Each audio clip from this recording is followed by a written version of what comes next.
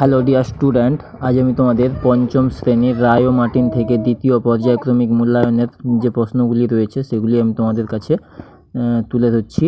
তো তোমরা দেখো, 1 নম্বর স্কুল থেকে 1-এর 1 দেখো, মাঠ মানে ছুট কবিতাটি লিখেছেন, এর উত্তরে লিখবে কার্তিক ঘোষ।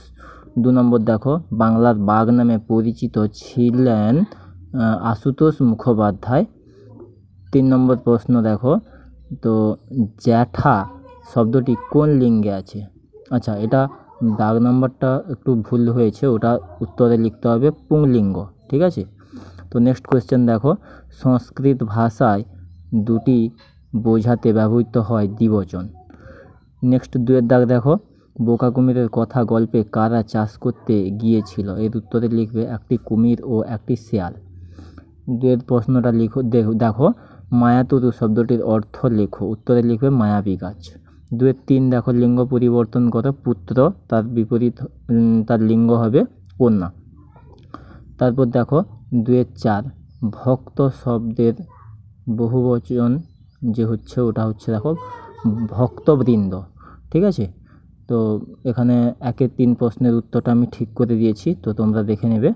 তারপর দেখো 3-এর 1, ডিঙ্গি করে মধু সংগ্রহ করতে কে কে গিয়েছিল? উত্তরে লিখবে ধনাই, আর্জন ও কফিল। 3-এর 2, দুপুরবেলা চারদিকে অন্ধকার হয়ে গেল কেন? এর উত্তরটা তোমরা রায় মার্টিনের বই থেকে পেয়ে যাবে, ঠিক আছে। তো এর উত্তরটা আমি এখানে ভিডিওর মাধ্যমে দেখিয়ে দিচ্ছি, তো তোমরা দেখে নাও।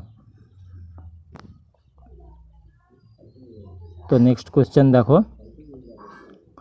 চিঠি লিখতে আসবে তোমাদের একটা, তো চিঠিটা তোমরা লিখবে। আর 5-এর 1 নম্বর প্রশ্ন, সেটা দেখো তোমরা, বচন কত প্রকার ও কী কী? উত্তরে তোমরা লিখবে বচন 2 প্রকার, ঠিক আছে। আর উত্তরে লিখবে একবচন ও বহুবচন।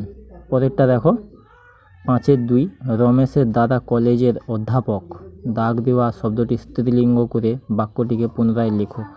এর উত্তরে লিখবে রমেশের দিদি কলেজের অধ্যাপিকা, ঠিক আছে। তো আজকের ভিডিওটি এইটুকু।